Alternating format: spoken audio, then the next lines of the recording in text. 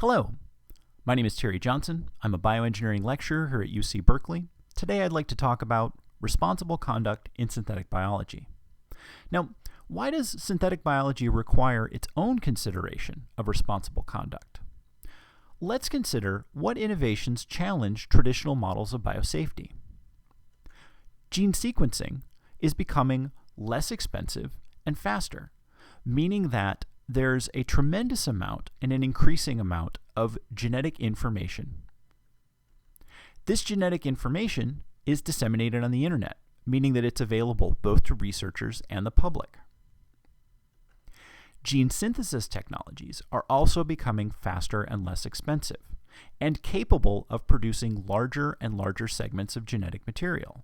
So information can more easily become actual genetic material. Lastly, the proliferation of BioCAD tools mean that users without the traditional amount of training will be capable of producing genetic material, genetic devices, and potentially participate in synthetic biology. So, what must a synthetic biologist consider as the field progresses? Well, first of all, information propagates quickly. What you publish will rapidly be available to a large number of people. Second, that information can readily be made physical. Given a DNA sequence, it's increasingly inexpensive to make actual DNA. Lastly, emergent behaviors of complex multi-gene systems are not obvious. One part of a genetic device may affect the function of another part of the device, or of the host organism itself.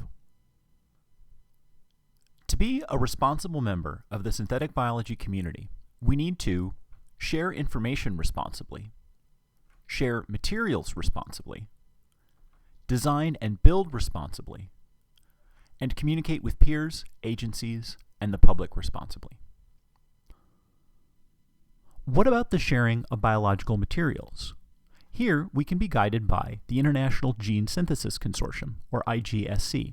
This is a group of companies involved in gene synthesis.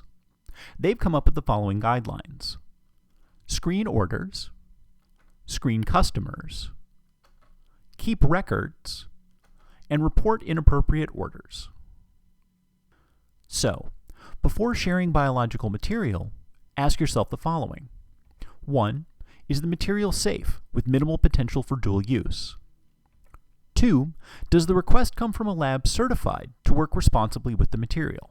If, for example, you were asked for a risk group 2 organism, you'd want to be sure that the lab making the request was capable at working at biosafety level 2. If yes to both, mail in accordance with your institution's policies and record the transfer. If no to either, consider whether the request should be denied or reported to local or federal law enforcement. The responsible design of genetic devices can be quite complex. You need to ask yourself, does your device involve any clearly hazardous or select agents? Are you using sequences from risk group 2, 3, or 4 organisms?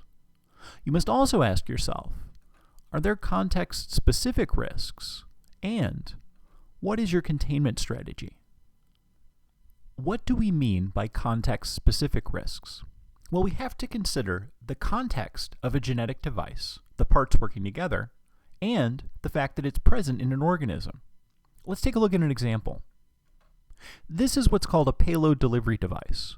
Effectively, a bacteria is capable of generating a payload, invading a cell, sensing when it's in a vacuole, escaping by breaking the cell apart, which releases a vacuole lysis system, and the payload. The vacuole is lysed, and the payload ends up in the cytosol. Here is a diagram for the complete payload delivery device, which consists of several subdevices: an invasion device, a self-lysis device, a vacuole lysis device, and a payload, which in this case is a collection of fluorescent proteins. The first step in considering risk is to determine from what risk group organisms the various parts of the device come from. If we were to do that, we would note that the invasin and the vacuole lysis device proteins both come from risk group 2 organisms. Risk group classification of your various sequences is only the beginning. One also needs to note their expected function and how they would work together. Invacin, for example, is a virulence factor. It's associated with disease. But the presence of invacin alone is not enough to make a bacteria pathogenic. Consider the device as a whole. Though it is designed to deliver a harmless payload of fluorescent proteins, it involves multiple sequences from risk group 2 organisms and involves virulence factors. As such, an organism with this device installed in it should probably be treated as risk group 2 at a minimum. Let's take a look at another example. Let's say I have Mycobacterium tuberculosis, a risk group 3 organism. If I were to take the sequence for GAPDH from this organism and place it in front of a constitutive promoter, I would have a device that involves a sequence from risk group 3. What would I expect this device to do? Well, it should produce the protein GAPDH, a well-characterized protein not associated with pathogenesis. In this case, an otherwise harmless organism equipped with this device is likely to be relatively safe, though the presence of a risk group 3 sequence suggests it deserves some extra scrutiny. On the other hand, if I were to do the exact same thing with a less well-characterized gene for Mycobacterium tuberculosis, I would be unclear on what its function would be. Even if it had not yet been identified as a virulence factor, perhaps it is involved in virulence in a way that's not yet known. When you're dealing with less well-characterized systems, it's always important to be cautious. Evaluating context-specific risks can be challenging. Here are some things to consider. Is your organism hazardous? A harmless device inside of a pathogenic organism is likely to be harmful. Does your device use existing virulence factors?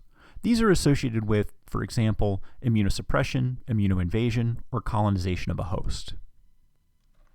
Does your device mimic the activity of a virulence factor? Say, if you were to use protein design to produce a novel protein that behaves similarly to an existing virulence factor. Does your device enable the dissemination of genetic material? Can a mutation of your device result in a dangerous organism? It is useful to subject your design to hypothetical failures and consider the consequences.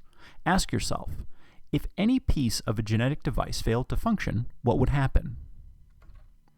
Finally, does your device present any novel risks? As the designer, you have both the expertise and the responsibility to consider potential risks that have not previously been considered. One way to analyze risk is with a risk matrix. On one axis, you have the impact of an adverse event, and on the other, you have its likelihood. So, for example, if you were to have a negligible impact that were remote or unlikely, that would be green, and in those cases, it would probably be acceptable. On the other hand, if you had a minor impact that was likely or very likely, that would be yellow, suggesting that you may want to go back to the drawing board and attempt to mitigate the risk by changing your design. A severe impact that was likely or very likely would be red, completely unacceptable. This is not the only way to evaluate risk, but it's one that you might find useful. Containment strategies aim to prevent the escape of an organism from its intended environment. For example, the use of dependent organisms. These could be organisms that are incapable of unnecessary synthesis, like DH10B or DelDapD, or incapable of necessary transport, like DelTonB. These organisms require supplements, without which they will be unable to survive or proliferate. You can also use safeguard devices as a containment strategy. These would include induced lethality devices, or kill switches, gene flow barriers to prevent the dissemination of genetic material, and many others that are in development. Lastly, let's consider the importance of communication. As a member of the synthetic biology community, it's your responsibility to publish and present your results to other members of that community.